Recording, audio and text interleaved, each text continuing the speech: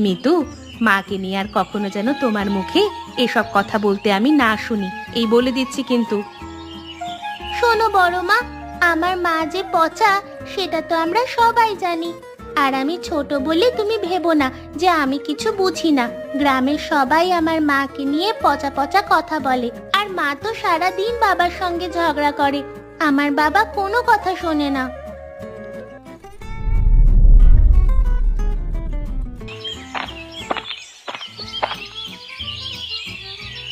কি ব্যাপার বড় বৌদি, আমার ঘরের পাশেই তুমি এত ফলের গাছ ফুলের গাছ কেন লাগাচ্ছ?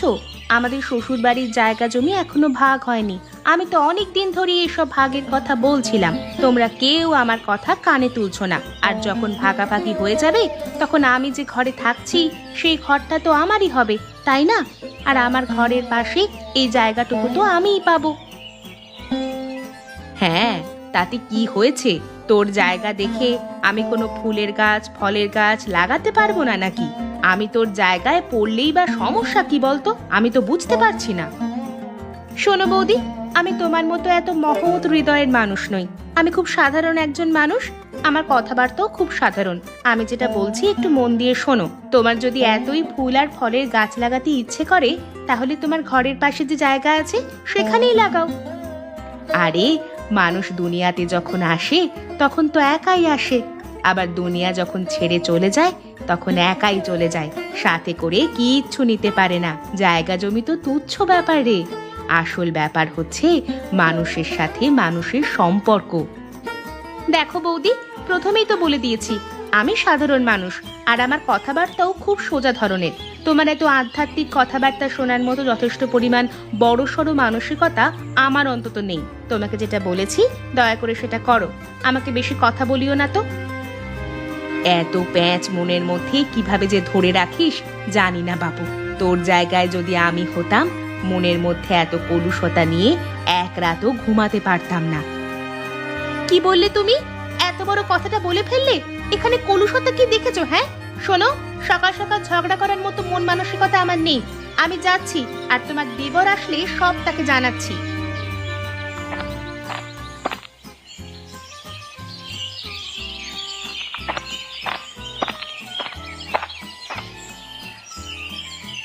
কি হয়েছে তোমার? তুমি এই অসময়ে শুয়ে আছো কেন? এমনি, আমার ভালো লাগছে না। মা, আমাকে কিছু খেতে দাও, খুব ক্ষুধা পেয়েছে যে মা। খবরদার, আমাকে একদম বিরক্ত করবি না। বিরক্ত করলে মাথায় বাড়ি দিয়ে এরপর আমি ঘর ছেড়ে বের হয়ে যাব।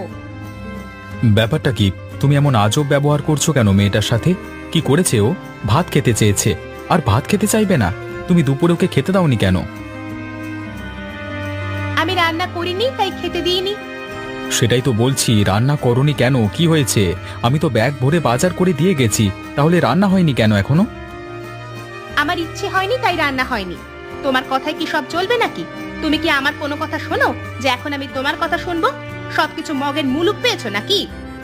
আরে বাবা, সেই কখন থেকে প্যাঁচাল পেরে যাচ্ছ? আসল কথাটা বলো না, কি চাই তোমার? তোমার কোন কথাটি আমি পূরণ করিনি? তোমাকে আমি অনেক দিন ধরে বলছি এই বাড়ির জায়গা সম্পত্তির ভাগ আমার চাই। তুমি তোমার বাবাকে বলে তাড়াতাড়ি সুব্যবস্থা করো, কিন্তু তুমি শুধু গড়িমসিই করছো, কাজের কাজ কিছুই করছো না। আচ্ছা, তুমি কি পাগল হয়ে গেলে? আমরা দুটি ভাই, বাবা এখনো বেঁচে আছেন। বাবার সামনে যদি আমরা জায়গা জমি নিয়ে এত ঝামেলা করি তাহলে বাবার কেমন লাগবে বলো তো? বাবাকে একটু শান্তিতে থাকতে দিতে পারো না তুমি? আরে এতে অশান্তির কি আছে? ছেলে মেয়েদের মধ্যে বাবার জমি ভাগ বাটোয়ারা হয়, এটা তো খুবই স্বাভাবিক একটা ব্যাপার। কিন্তু তুমি যে কেন এই ব্যাপারটাকে এত জটিল করে ফেলেছো সেটাই তো আমি বুঝতে পারছি না। সেটা করবার কি সময় চলে গেছে? সব কিছুরই একটা সময় আছে, তুমি কেন সেটা বুঝতে চাইছো না? আমি অনেক দিন সহ্য করেছি, কিন্তু আর সহ্য করতে পারবো না। তুমি না পারলে আমাকে বলো, দরকার পড়লে আমি বাবার সঙ্গে এই ব্যাপারে কথা বলবো। থাক থাক, হয়েছে, আর পাকামো করতে হবে না। সেটা আমি দেখব। যেটা তোমার কাজ তুমি সেটা করো। এখন দয়া করে রান্নাঘরে যাও, যা আছে কিছু একটা রান্না করে দাও।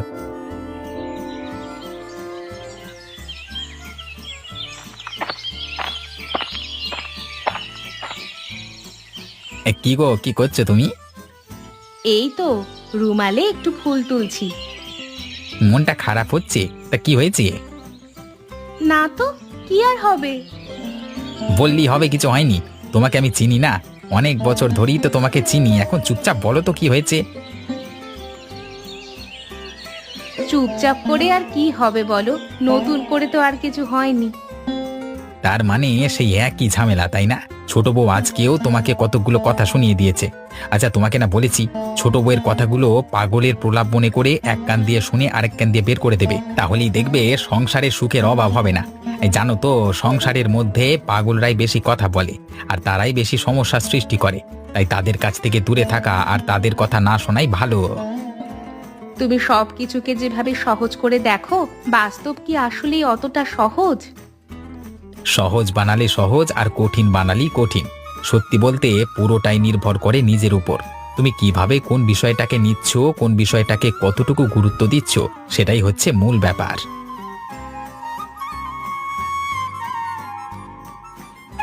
বড় মা, কি নিয়ে এত কথা বলছো তোমরা? আমি জানি আমার মাকে নিয়ে বলছো, তাই না? আমার মার কথার মধ্যে শুধু প্যাঁচ আর প্যাঁচ। ছি ছি মিতু, এসব কি কথা বলছিস তুই? তুই অনেক ছোট মানুষ, এই রকম পচা পচা কথা বলবি না। আর বললে কিন্তু আমি তোমাকে খুব বকবো। তুমি শুধু মুখে মুখেই বলো আমাকে বকবে, কই কই কখনো তো বকলে না। আর আমার মা কখনো মুখে মুখে বলে না যে তোকে বকবো, কিন্তু সে সব সময় আমাকে বকে। একদম ভালো লাগে না। মিতু, মাকে নিয়ে আর কখনো যেন তোমার মুখে এসব কথা বলতে আমি না শুনি, এই বলে দিচ্ছি কিন্তু। শোনো বড় মা, আমার মা যে পচা সেটা তো আমরা সবাই জানি। আর আমি ছোট বলে তুমি ভেবো না যে আমি কিছু বুঝি না। গ্রামের সবাই আমার মাকে নিয়ে পচা পচা কথা বলে, আর মা তো সারা দিন বাবার সঙ্গে ঝগড়া করে। আমার বাবা কোনো কথা শোনে না। হ্যাঁ, হয়েছে। সবাই যেটা বলে তোমাকেও সেটা বলতে হবে না। তোমার বড় মা তোমাকে বলেছে এসব কথা না বলতে। আমিও তোমাকে বলে দিচ্ছি, আর কখনো এসব কথা বলবে না। নে বাবারা, আমার যা কিছু ছিল এই ভিটে বাড়ি থেকে শুরু করে সব জায়গা সম্পত্তি তোদের দুই ভাইয়ের নামে কাগজে কলমে করে দিলাম। এখন তোরা সুখে শান্তিতে থাক, আর ঝামেলা করিস না। তোদের বইদিকে বলে দিস এসব জায়গা জমি নিয়ে যেন তোদেরকে আর অশান্তিতে না রাখে। তোরা দুজন অশান্তিতে থাকলে আমারও ভালো লাগে না রে। বাবা, ভেবো না, আমরা দুই ভাই মিলেমিশে থাকবো। একজনের বিপদে আরেকজন এগিয়ে আসবো। হ্যাঁ বাবা, তুমি আর ভেবো না আমাদেরকে নিয়ে। অনেক তো ভাবলে, এখন নিজের শরীরের দিকে একটু খেয়াল রেখো আর ঠিকমতো খাওয়া দাওয়া করো। আমি তো বাইরে বাইরে ব্যস্ত থাকি, তোমার দিকে বিশেষ খেয়াল করবার সুযোগটাও পাই না। না রে বাবা, আমার নিজের খেয়াল আমি নিজেই রাখতে পারবো। আমি তো বললাম তোরা দুই ভাই শুধু সুখে থাকলেই আমার হবে, তাতে করে আমি অনেক ভালো থাকবো। এখন তোদের সুখে থাকাতেই আমার সুখ, এটা তোরা বুঝবি না। যেদিন আমার এই বয়সে আসবি সেদিন বুঝতে পারবি। এখন যা, তোরা কাজে যা।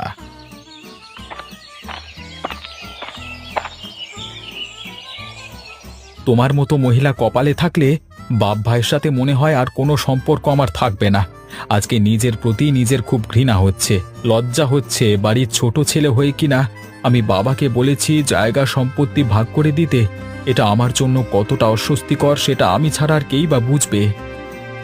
বিয়ের পর আবার এত ভাই ভাই করার কি আছে? হ্যাঁ, বিয়ের পরে নিজের সংসারটাই আসল। তুমি তো বোকা, তাই বোঝো না। মানুষ বিয়ে করার পরে কিভাবে নিজের সংসারটাকে সুন্দর করা যায় সেটা নিয়েই ভাবে। আর তুমি আছো সেই আদি যুগে পড়ে আছো বাপ ভাইকে নিয়ে, যত সব। তোমার মতো মানুষের সাথে বেশি তর্ক করে আমার লাভ নেই। শোনো, এখন তোমার প্রথম কাজ হচ্ছে জমিগুলো বিক্রি করে ফেলা, তারপর সেই টাকা জমিয়ে রাখা। তুমি তো আর তোমার বড় ভাইয়ের মতো সেই সব জমিতে কৃষি কাজ করতে যাবে না।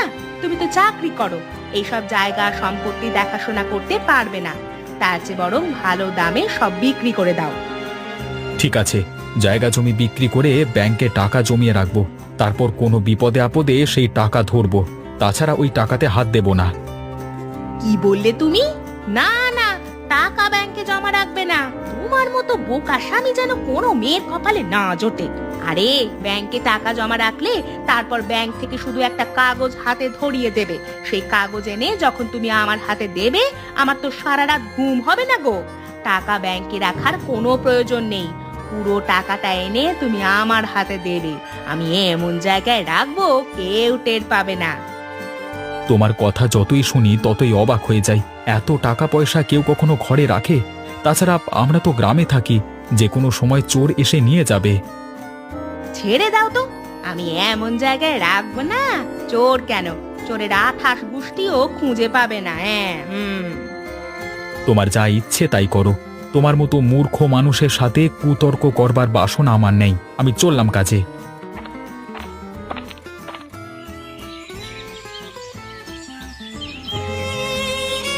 এখন এভাবে কান্না করছো কেন? কান্না করলে কি আর তোমার টাকা তোমার কাছে ফিরে আসবে? ওই ওই করে বলেছিলাম টাকাগুলো দাও, ব্যাংকে রেখে আসি, দিলে না। এখন তো জায়গা জমি শেষ, সেই সাথে টাকাগুলোও শেষ। কোনো কথা বলবার ভাষা নেই আমার আর। আমি জানি নিশ্চয়ই তোমার বড় দাদা আর বৌদি এই কাজ করেছে। তারা তো আর কখনো আমাদের ভালো চাইতো না। নিশ্চয়ই তারাই এই টাকাগুলো চুরি করেছে। তুমি যদি আরেকটা বাজে কথা বলো তাহলে কিন্তু আমার ঘরে তোমাকে জায়গা দেব না। সোজা বাপের বাড়ি নিয়ে রেখে দিয়ে চলে আসবো। আমার এত ক্ষতি হওয়ার পরেও চুপচাপ ঠান্ডা মাথায় বসে আছি, আর তুমি এখনো লাগাম ছাড়া কথাবার্তা বলে চলেছ। একদম সাবধান হয়ে যাও। এখন তো সব দোষ আমার হয়ে গেল। আমি কি তোমার খারাপ চেয়েছিলাম নাকি? যা কিছু করেছি এই তোমার ভালোর জন্যই তো করেছি। কিন্তু শেষমেশ এমনটা যে হবে সেটা কি ভেবেছিলাম নাকি? যদি জানতাম এমনটা হবে তাহলে তো আরো বেশি সাবধান হয়ে থাকতাম, তাই না? আমি কাজে যাচ্ছি।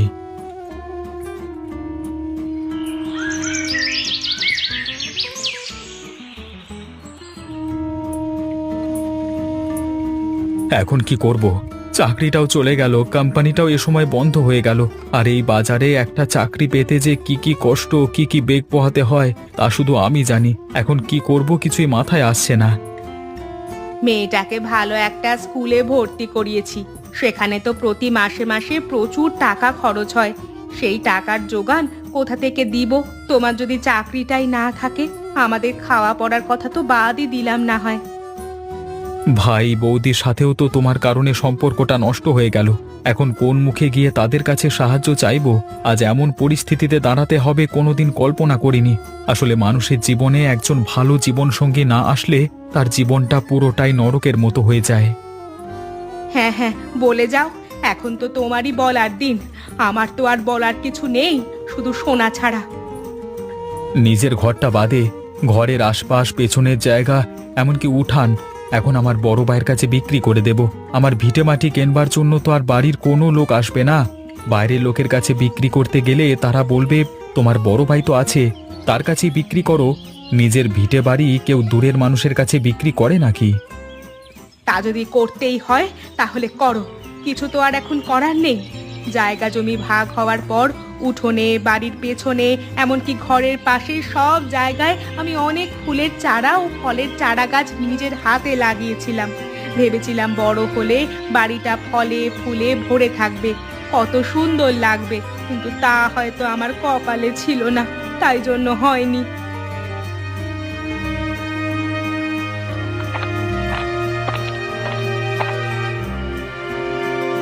কিরে, সব ফুল ফল চারা গাছের ডগা এভাবে মুচড়ে ভেঙে দিচ্ছিস কেন?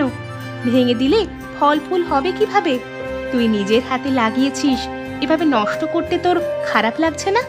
জায়গাটা তো আমরা এখন কিনে নিয়েছি, কিন্তু সব তো তোর হাতের লাগানো। না, খারাপ লাগছে না। আমি নিজের হাতে লাগিয়েছি, তাই নিজের হাতে ভেঙে দিচ্ছি। তুমি বুঝবে না এটার কষ্ট।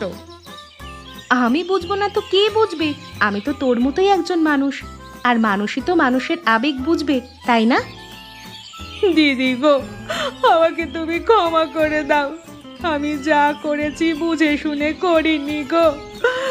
আমি তোমার মতো অত বেশি পড়াশোনা করিনি, খুব গরিব ঘরের মেয়ে আমি সারাটা জীবন অনেক অভাব অনটনের মধ্যে বড় হয়েছি।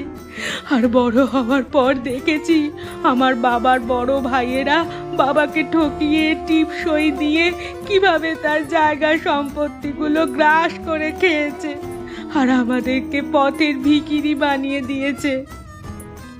এই জন্য তুই সব সময় ভয় পেতি আমার স্বামীকে নিয়ে, তাই তো?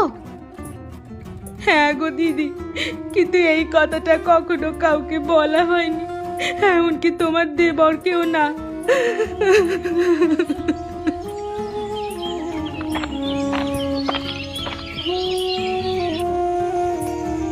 ভাই, তোর উঠান, তোর ঘরের পাশে জায়গা, ঘরের পেছনের জায়গা, তোর ভিটে তোরই থাকবে। আমি বড় ভাই হয়ে তোর এত বড় ক্ষতি করতে পারবো না। এই নে দলিল। বাবাকে আমি কথা দিয়েছিলাম, দুই ভাই মিলেমিশে থাকবো, একজনের বিপদে আরেকজন এগিয়ে আসবো। যখন তুই আমার কাছে তোর ভিটের জায়গা জমি বিক্রি করতে এসেছিস, তখন বাবার সাথে আমি পরামর্শ করতে বাবার কাছে এসেছিলাম। বাবা আমাকে বলল এই নাটকটি করতে। কি আর করব, পরিবারের চাপে কোনো সঠিক সিদ্ধান্ত নিতে পারি না।